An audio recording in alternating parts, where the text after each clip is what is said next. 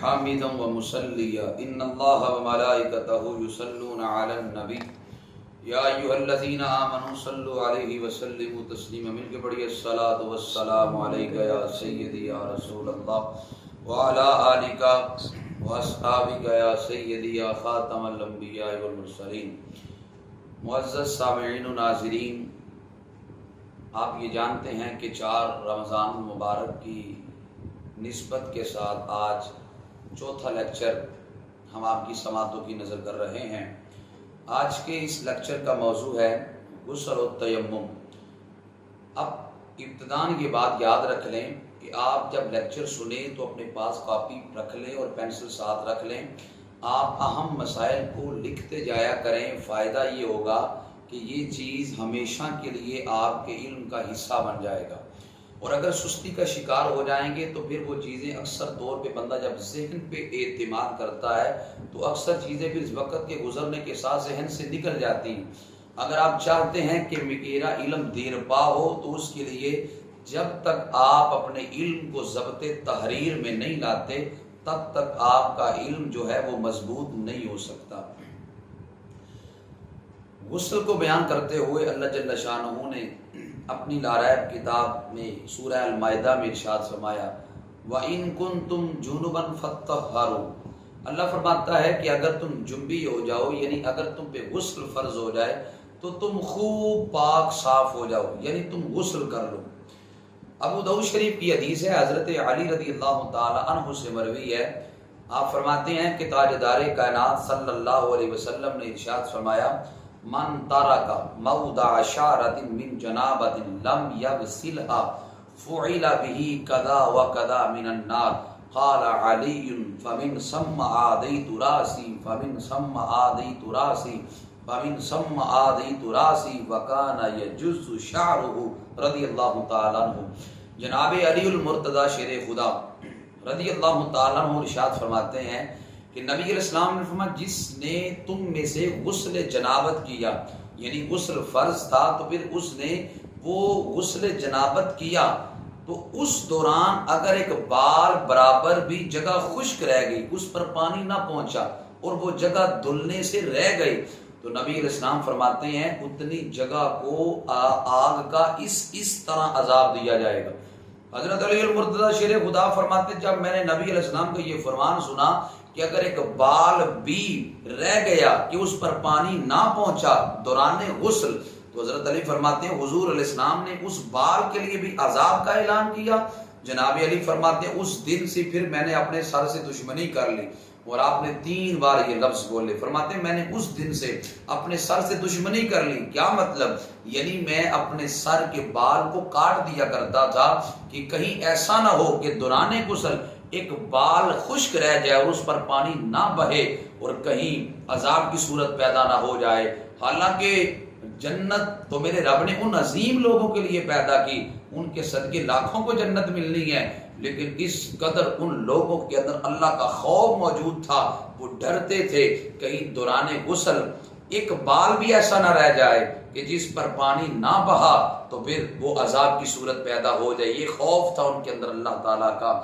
جامع ترمذی کی روایت ہے، جناب عائشہ صدیقہ رضی اللہ تعالیٰ عنہ فرماتی ہیں ان النبی صلی اللہ علیہ وسلم کان لا یتوضأ بعد الغسل. حضرت عائشہ صدیقہ رضی اللہ تعالیٰ عنہ فرماتی ہیں نبی علیہ السلام غسل فرمانے کے بعد وضو نہیں فرماتے تھے. پتہ چلا کہ جب غسل بندہ کر لے تو غسل کے بعد پھر وضو کی حاجت باقی نہیں رہتی، بلکہ غسل کے اندر ہی اس کا وضو بھی ہو جاتا ہے. اور آگے جامع ترمذی کی حدیث نمبر 3 ہے، حضرت عائشہ صدیقہ رضی اللہ تعالی عنہا سے مروی ہے. تاجدار انبیاء صلی اللہ علیہ وسلم سے سوال کیا گیا. سید عائشہ صدیقہ فرماتی ہیں سئل النبی صلی اللہ علیہ وسلم عن الرجل یجد البلل ولا یذکر احتلاما قال یغتسل. نبی علیہ السلام سے سوال ہوا یا رسول اللہ صلی اللہ علیہ وسلم، آقا ایک بندہ اپنے کپڑوں پہ تری کو پاتا ہے لیکن اس کو یاد نہیں کہ اسے احتلام ہوا ہے، اس کا اسے یاد نہیں ہے کہ مجھے احتلام خواب میں ہوا ہے، لیکن جب اٹھا، جب وہ خواب سے بیدار ہوا، نیند سے بیدار ہوا تو اپنے کپڑوں پہ اس نے تری کو پائی. تو آقا بتائیں اس پر غسل فرض ہے کہ نہیں؟ نبی علیہ السلام فرمانے لگے اس پہ غسل فرض ہے. اسے خواب یاد ہے یا نہیں؟ اسے خواب میں احتلام یاد ہے یا نہیں؟ جب اٹھا ہے اپنے کپڑوں پہ تری کو پایا ہے تو وہ غسل کرے. اور حضور سے سوال ہوا وعن الرجل یرا انہ قد احتلم ولم یجد بللا قال لا غسل علیہ. آقا ایک وہ بندہ ہے جس کو خواب تو یاد ہے لیکن جب اٹھا ہے تو اس کے وجود پہ تری موجود نہیں ہے. آقا کیا اس پہ غسل ہے کہ نہیں؟ تاجدار انبیاء صلی اللہ علیہ وسلم فرمانے لگے لا غسل علیہ، اس پر غسل فرض نہیں. گویا حکم شرع یہ واضح ہو گیا کہ خواب کا اعتبار نہیں ہے کہ بندے کو خواب آئے اور خواب میں اس نے دیکھا غسل فرض ہو گیا تو اب ہو گیا. خواب کا اعتبار نہیں، اعتبار تری کا ہے. اگر خواب سے بیداری کے بعد وہ اپنے کپڑوں پہ تری کو دیکھے غسل فرض ہے. اگر تری موجود نہیں خواب یاد ہے تو پھر غسل اس پہ فرض نہیں ہے. چوتھا نبی علیہ السلام کا فرمان صحیح مسلم میں موجود ہے اور وہ بھی حضرت عائشہ صدیقہ رضی اللہ تعالی عنہا سے مروی ہے.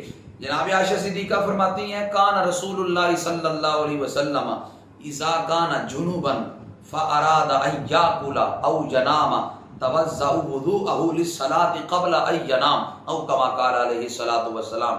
سیدہ عائشہ صدیقہ فرماتی ہیں کہ نبی علیہ السلام پہ جب غسل واجب ہو جاتا اور پھر نبی علیہ السلام سونے کا ارادہ فرماتے یا کچھ کھانے کا ارادہ فرماتے تو نبی علیہ الصلوۃ والسلام نماز کی طرح وضو فرما لیتے. یعنی نماز کی طرح وضو فرما لیا تو پھر نبی علیہ السلام کھانا تناول بھی فرما لیا کرتے تھے. اور اگر آرام فرمانا ہوتا تو حضور علیہ السلام وضو فرما کر سو بھی جایا کرتے تھے. گویا امت کے لیے حکم شرع ظاہر ہو گیا کہ اگر غسل فرض ہے تو اس دوران وہ بندہ حالت جنابت میں وضو کر کر کھا بھی سکتا ہے، اس کا کھانا پینا بھی جائز ہے.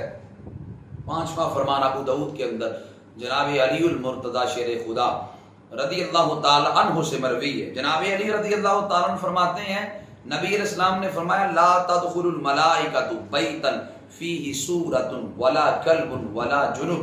نبی علیہ السلام فرماتے جس گھر میں تصویر ہوتی ہے، جس گھر میں کتا ہوتا ہے، یا تیسرا فرمایا جس گھر میں جنبی شخص ہوتا ہے، ایسا شخص جس پہ غسل فرض ہے، جس گھر میں ہو اس گھر میں رحمت کے فرشتے نہیں آتے. اس وجہ سے گھروں کے اندر آج کل ہم نے تصویر لٹکانے کا رواج بنا لیا اور اب تو خیر اللہ خیر کرے ہماری غیرت کا جنازہ نکل چکا ہے. ہم تو اپنی بیویوں کی تصویر اپنی ڈرائنگ روم میں لٹکا کے فخر محسوس کرتے ہیں. شرم آنی چاہیے تھی ہمیں کہ ہمارے اندر حیا کا جنازہ نکل چکا. عورت تو پردے کی چیز تھی لیکن ہم نے بنت حوا کی نمائش کی اور نمائش پہ اپنا فخر محسوس کرنے لگے. اب گھروں کے اندر تصویریں لٹکانا یہ ناجائز ہے اور ہم آگے چل کے بیان کریں گے. جس گھر میں تصویر سامنے ہو، دائیں بائیں ہو یا پیچھے ہو وہاں نماز نہیں ہوتی، وہاں نماز واجب الاعادہ ہوتی ہے. اور پھر ہم نے تو پیروں کی تصویریں گھر میں لٹکا رکھی ہیں، دکانوں کے اندر لوگوں نے تصویریں بزرگان دین کی لٹکا رکھی ہیں برکت کے لیے. اب اللہ رسول کی مخالفت کر کے کون سی برکت ہمیں ملے گی؟ وہ برکت تو برکت ہو ہی نہیں سکتی. برکت تو نبی علیہ السلام کے فرمان کے ماننے میں ہے، نہ کہ مخالفت کرنے کے اندر. حضور فرماتے جس گھر میں تصویر ہو، جس گھر میں کتا ہو یا ایسا شخص ہو جس پہ غسل فرض ہے، رحمت کے فرشتے نہیں آتے.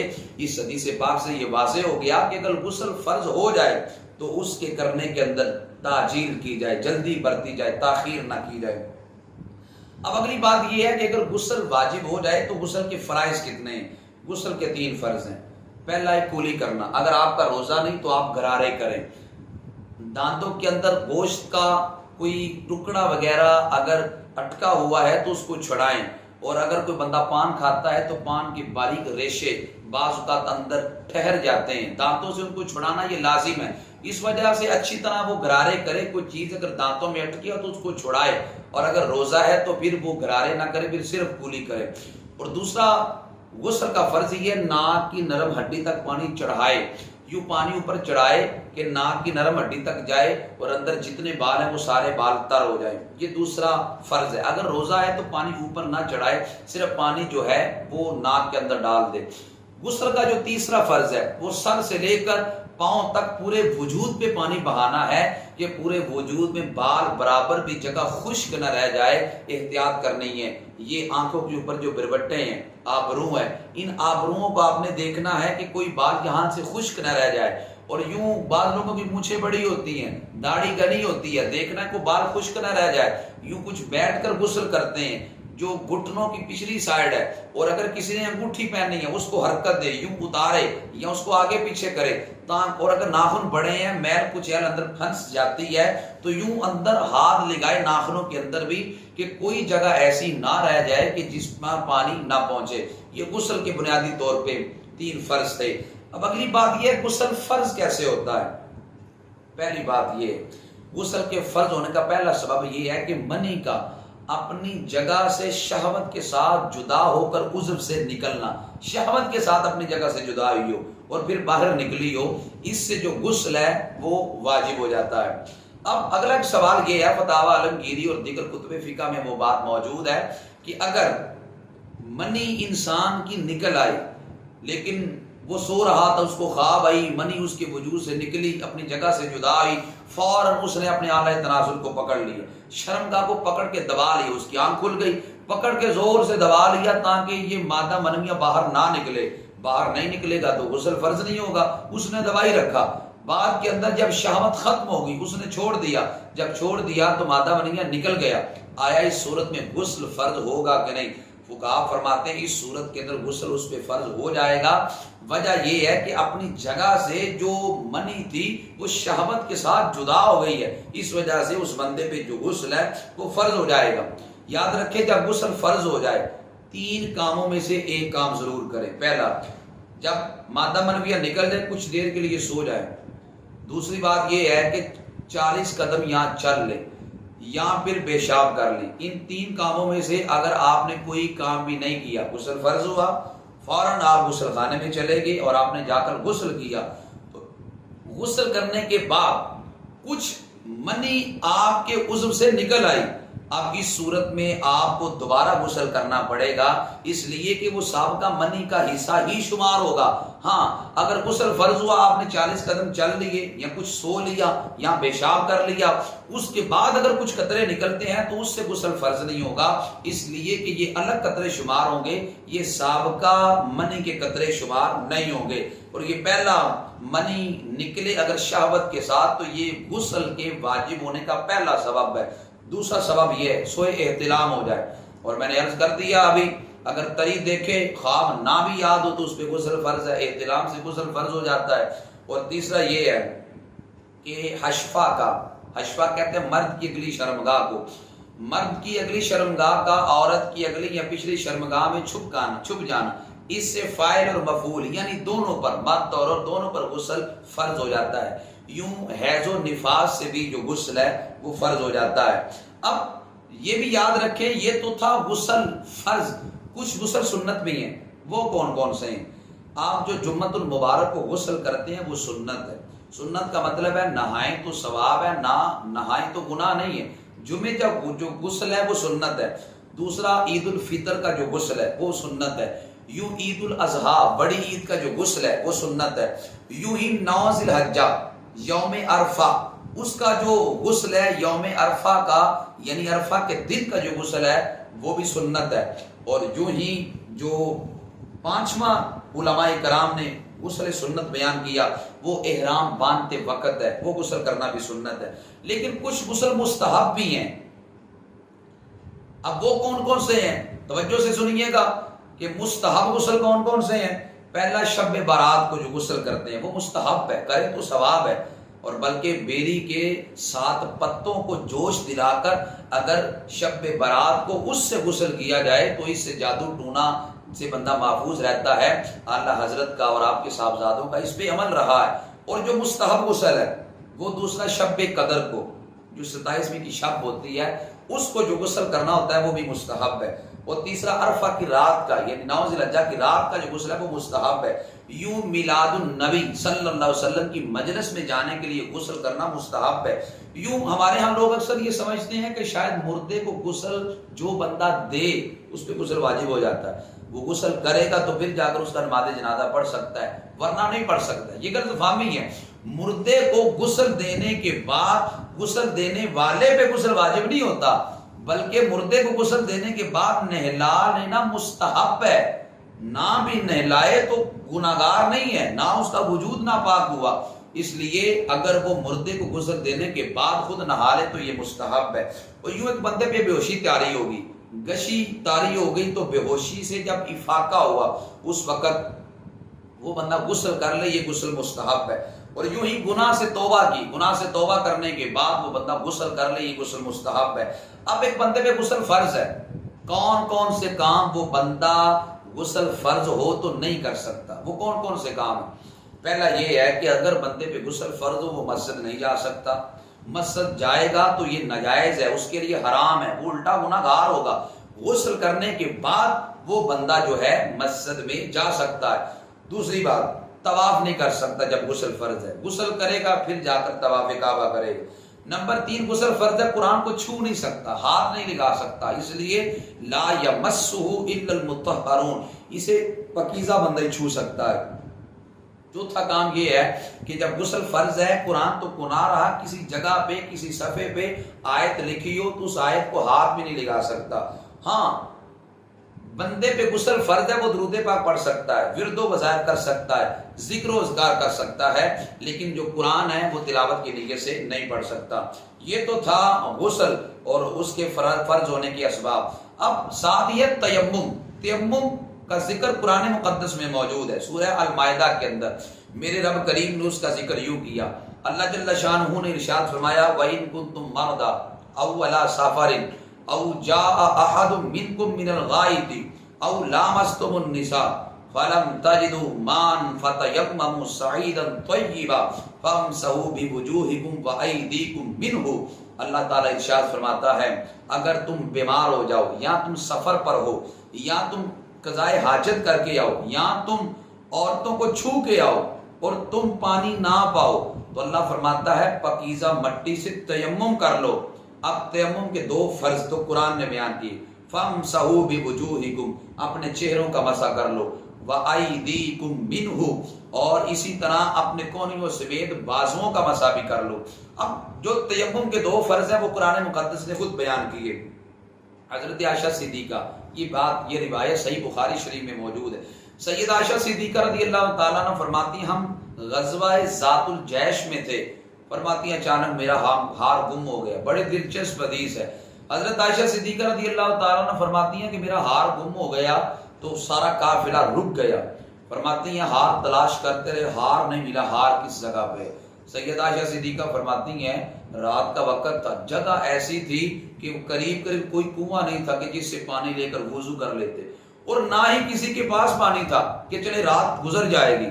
اب یہ بڑا مشکل مرحلہ بن گیا، لوگ حضرت صدیق اکبر کے پاس آئے اور آ کر کہا تمہاری صاحبزادی کی وجہ سے ہمیں یہاں پہ رکنا پڑا، نہ تو قریب پانی ہے نہ ہمارے پاس پانی، اب ہم کیا کریں؟ صدیق اکبر جلال میں آئے اور جا کر اپنی بیٹی حضرت عائشہ صدیقہ رضی اللہ تعالیٰ عنہ پہ جلال کرنے لگے، فرمایا تمہاری غلطی کی وجہ سے ہمیں یہاں پہ رکنا پڑا، جلال فرمایا۔ سید عائشہ صدیقہ فرماتی میں خاموش رہی، فرماتی ہیں جس وقت نماز کا وقت ہوا تو پانی موجود نہیں تھا، جب پانی موجود نہیں تھا تو میرے رب نے یہ تیمم کی آیتیں نازل فرما دی کہ فرمایا حبیب اگر پانی نہیں ملا تو آپ پاکیزہ مٹی سے تیمم کر لیں، تیمم کر کے نماز پڑھیں۔ جب نماز پڑھی اونٹ اٹھایا گیا تو اونٹ کے نیچے ہار پڑا تھا۔ اب یہاں پہ لوگ اعتراض کرتے ہیں، نادان کہتے ہیں اگر حضور علیہ السلام کو علم غیب تھا تو نبی علیہ السلام نے بتایا کیوں نہیں کہ اونٹ کے نیچے ہار پڑا ہے؟ ساری رات وہاں گزارنے کا کیا مقصد ہے؟ اگر حضور کو علم غیب تھا تو بتا دیتے۔ میں نے کہا نادانو، اگر نبی علیہ السلام فوراً بتا دیتے کہ ہار اونٹ کے نیچے پڑا ہے تو پھر مجھے بتائیں تیمم کی آیتیں کیسے اترتی، سبب کیسے بنا؟ سبب بھی یہ بنا کہ نبی علیہ السلام کو علم تھا، وَعَلَّمَكَ مَا لَمْ تَكُنْ تَعْلَمْ، اللہ فرماتا حبیب جو آپ نہیں جانتے تھے ہم نے آپ کو سکھا دیا ہے۔ نبی علیہ السلام ہر چیز کا رب نے ان کو علم دیا ہے، نبی علیہ السلام نے حکمت کے پیش نظر نہیں بتایا، اس لیے کہ فرمایا جب ہار نہیں ملے گا نماز کا وقت آئے گا تو گویا یہ سبب بنے گا تیمم کی آیات کے نزول کا۔ پھر اللہ تعالیٰ نے تیمم کی آیات نازل فرما دی۔ حضرت نبی کریم صلی اللہ علیہ وسلم کا ارشاد گرامی ہے، نبی علیہ السلام فرماتے ہیں کہ ہمیں جن چیزوں پر فضیلت دی گئی ان میں سے یہ ہے ہماری صفیں فرشتوں کی صفوں کی طرح ہیں۔ اللہ اکبر، یعنی جس طرح فرشتے صفیں بناتے ہیں نبی علیہ السلام فرماتے ہیں ہم اسی طرح صفیں بناتے ہیں۔ دوسرا فرمایا تمام زمین کو ہمارے لیے مسجد بنا دیا گیا، اور تیسرا نبی علیہ السلام فرماتے ہیں جب پانی نہ پاؤ تو تم پاکیزہ مٹی سے تیمم کر سکتے ہو۔ گویا یہ اعزاز یہ صرف حضور علیہ السلام کی امت کو ملا ہے، باقی کسی امت کے لیے یہ تیمم کا تصور نہیں تھا۔ تیمم کے جو ہے وہ 3 فرائض ہیں، جب تک وہ 3 فرض ادا نہیں کریں گے آپ کا تیمم نہیں ہوگا۔ پہلا فرض ہے نیت کرنا۔ نیت کیا ہے؟ آپ نیت دل میں یہ کریں گے کہ میں ناپاکی سے پاکی حاصل کر رہا ہوں۔ دوسرا فرض ہے چہرے کا مسح کرنا، اور تیسرا فرض ہے کونیوں سمیت دونوں بازوؤں کا مسح کرنا۔ یہ تیمم کے 3 فرائض ہیں۔ اب تیمم کب کیا جائے گا؟ بندے کو ایسی بیماری لگ گئی، اگر وضو کرے گا یا غسل کرے گا تو بیماری بڑھ جائے گی، یا شدید وہ بیمار ہو جائے گا، یا موت کے گھاٹ میں اتر جائے گا۔ ایسی صورت کے اندر وہ بندہ جو نا وہ وضو کی جگہ بھی تیمم کر سکتا ہے، غسل کی جگہ بھی تیمم کر سکتا ہے۔ یوں ہی بندہ ایسی جگہ پہ چلا گیا، چاروں اطراف 1-1 میل تلاش بھی کیا، پانی موجود نہیں ہے، اب تیمم جائز ہے۔ یوں ہی اتنی سردی ہے، مثال کشمیر کے ٹھنڈے علاقے میں بندہ چلا گیا، غسل فرض ہو گیا، اس بندے کے پاس کوئی سردی سے بچنے کے لیے کپڑے بھی نہیں ہیں، کمبل بھی نہیں ہے، رضائی بھی نہیں ہے، اور پھر موٹے کپڑے بھی نہیں ہیں، اور اس صورت کے اندر وہ آگ کا اہتمام بھی نہیں ہے، اس صورت کے اندر وہ بندہ بیمار ہے، اسے پتا ہے اگر میں نے ٹھنڈے چشمے کے پانی سے غسل کیا تو سخت بیمار ہو جاؤں گا، یا میں موت کے گھاٹ میں اتر جاؤں گا۔ اس صورت میں شریعت مطہرہ نے آسانی دی، فرمایا تم تیمم کر سکتے ہو۔ اور یوں ہی کہ بندہ وضو کر کر نماز عید پڑھنے کے لیے آیا تھا، عید کی جماعت کھڑی ہونے والی ہی تھی کہ وضو ٹوٹ گیا۔ اب اگر 10 صفحے پیچھے ہیں، 15 صفحے پیچھے ہیں، وضو کرنے جائے گا تو جماعت نکل جائے گی، جماعت رہ جائے گی، اور عید کی نماز کی قضا بھی نہیں ہے، اس لیے وہ وہیں بیٹھے بیٹھے تیمم کر سکتا ہے۔ اور یوں ہی جنازہ تیار تھا، جنازہ شروع ہو گیا، باہر سے بندہ آیا، اب وہ تصویر غم بن جاتا ہے، میں کیا کروں، وضو کرتا ہوں جنازہ نکلتا ہے، وضو نہیں ہے جنازے میں شامل بھی نہیں ہو سکتا، شریعت کہتی ہے اسی جگہ بیٹھ کے تیمم کرے، تیمم کر کر فوراً جنازے میں مل جائے۔ اب جتنی رکعتیں اس کی رہ گئی ہیں، مثال رکعتوں سے مراد تکبیریں، جتنی تکبیریں اس کی رہ گئی ہیں 1 2 3 جتنی تکبیریں رہ گئی ہیں وہ اتنی بار لفظ اللہ اکبر کہہ لے، اور اگر وقت ہے یعنی صفحے نہیں ٹوٹی، جنازہ نہیں اٹھایا، تو ان کے اندر جو پہلی تکبیر کے بعد ثنا پڑھی جاتی ہے، دوسری کے بعد درود پاک، تیسری کے بعد میت حاضہ کے لیے دعا، اگر صفحے نہیں ٹوٹی یا جنازہ نہیں اٹھایا تو اندر والی دعائیں بھی پڑھ لیں، اگر خدشہ ہے کہ جنازہ جلد اٹھا لیں گے پھر جتنی تکبیریں چھوٹی ہیں اتنی بار لفظ اللہ اکبر کہہ لیں۔ اور مزے کی بات آپ کو بتاؤں، تیمم پانی کے ہوتے بھی بعض صورتوں میں کیا جاتا ہے، عجیب بات ہے کہ تیمم وضو کا نائب ہے، کہ پانی نہیں ملتا تیمم کر سکتے ہیں، بعض صورتیں ایسی بھی ہیں کہ پانی سامنے پڑا ہے، آپ اس صورت کے اندر بھی تیمم کر سکتے ہیں۔ مثال کے طور پر وہ صورتیں کون سی ہے؟ آپ کا وضو نہیں ہے، آپ درود پاک پڑھنا چاہتے ہیں، فوراً تیمم کر لیں، آپ درود پاک پڑھیں۔ یوں ہی ورد و وظائف کرنے کے لیے اگرچہ ٹوٹیوں میں پانی موجود ہے، لیکن آپ کہتے ہیں یار میں وضو کرنے کے لیے جاؤں گا، چلے میں ویسے درود پاک پڑھ لیتا ہوں، تو اس کے لیے پہلے تیمم کر لے، ورد و وظائف کے لیے تیمم کر لے۔ یوں ہی سونے لگا ہے بندہ، وضو نہیں کرنا چاہتا، تیمم کر لے، مسجد میں جانا چاہتا ہے، وضو اس کا نہیں ہے، اس کے لیے بھی تیمم کر لے۔ ان صورتوں میں پانی کے موجود ہوتے ہوئے بھی بندہ تیمم وغیرہ کر سکتا ہے۔ اور یوں ہی اگر بندے پہ غسل فرض ہے، وقت اتنا تنگ ہے، اگر وہ بندہ غسل کرے گا تو اس صورت کے اندر نماز کا وقت نکل جائے گا، وہ بندہ تیمم کر لے، تیمم کر کے نماز ادا کرے، اور بعد کے اندر غسل کر کے نماز کا اعادہ کر لے۔ اور آخری بات یہ کہ تیمم کس چیز سے کیا جائے؟ تیمم اس چیز سے کیا جائے جو چیز زمین کی جنس سے ہے۔ اب زمین کی جنس سے مطلب یہ ہے کہ جو چیز آگ سے جل کر نہ راکھ ہو سکے، نہ پگھل سکے، نہ نرم ہو سکے، وہ چیز زمین کی جنس سے ہے۔ اب مثال چونا ہے، ہڑتال ہے، گندک ہے، اور سنگ مرمر ہے، پتھر ہے، زبرجد ہے، فیروزہ ہے، عقیق ہے، یعنی جواہر سے تیمم جائز ہے اگر چیل پر گرد و غبار نہ ہو۔ اور یوں ہی تیمم اس چیز سے بھی کیا جا سکتا ہے، پاکیزہ مٹی سے تیمم کیا جا سکتا ہے، اور اگر کسی لکڑی یا کپڑے وغیرہ پہ اتنی گرد ہے کہ ہاتھ مارو تو اوپر ہاتھ جم جاتا ہے، اس صورت کے اندر آپ اس سے بھی تیمم کر سکتے ہیں۔ یوں پکی اینٹ سے بھی تیمم جائز ہے۔ اور یوں علماء کرام نے ہمارے لیے وہ ساری چیزیں واضح کر دیں کہ جن جن صورتوں کے اندر بندہ، اور یہ کتنی بڑی ہمارے لیے سہولت ہے، اور ہم اس سہولت سے فائدہ کیوں نہیں اٹھا رہے؟ وجہ یہ ہے کہ ہمیں تیمم کے بارے میں صحیح آگاہی نہیں. ہمارے معاشرے میں 90% لوگ جانتے ہی نہیں تیمم چیز کیا ہے، یہ کیوں کی جاتی ہے، کس مقصد کے لیے کی جاتی ہے، اس کے کرنے کا طریقہ کار کیا ہے. کرنے کا طریقہ کار میں مختصر عرض کر دیتا ہوں. کرنے کا طریقہ کار یہ ہے کہ پہلے آپ نے نیت کر لینی ہے، پھر آپ نے یوں ہاتھوں کو زمین پہ مارنا ہے. ایک دفعہ آگے کریں، ایک دفعہ پیچھے کریں، یوں مار کر ایک دفعہ آگے ایک دفعہ پیچھے. دیکھیں زیادہ گرد اور مٹی تو نہیں لگی، زیادہ لگی ہے تو انگوٹھے سے انگوٹھا ماریں، یوں جڑ جائے گی. پھر آپ نے چہرے کا مسح کرنا ہے، یوں آپ نے ہاتھ رکھنا ہے اپنے چہرے پر اور یوں آپ نے اپنے چہرے پہ ہاتھ مس کرنا ہے کہ کوئی جگہ ایسی نہ رہے جہاں آپ کا ہاتھ مس نہ ہو. دوبارہ آپ نے ہاتھ مارنا ہے مٹی پہ، ایک دفعہ آگے ایک دفعہ پیچھے. اور آپ نے پہلے دائیں بازو کا مسح کرنا ہے، یوں آپ نے لے جانا ہے اوپر تک یہاں دائیں کا، پھر آپ نے بائیں بازو کا یوں مسح کرنا ہے. یوں چند سیکنڈوں کے اندر آپ کا تیمم ہو گیا. اس صورت میں آپ نماز جنازہ پڑھیں، عید کی نماز پڑھیں، دیگر نمازیں پڑھیں، یہ جائز ہے، یہ بڑی اہم چیز ہے. خود بھی یاد کریں، لوگوں کو بھی بتائیں، یہ صدقہ جاریہ ہے. دعا کرتا ہوں اللہ ہم سب کو توفیق عمل عطا فرمائے. وما علیہ الا البلاغ.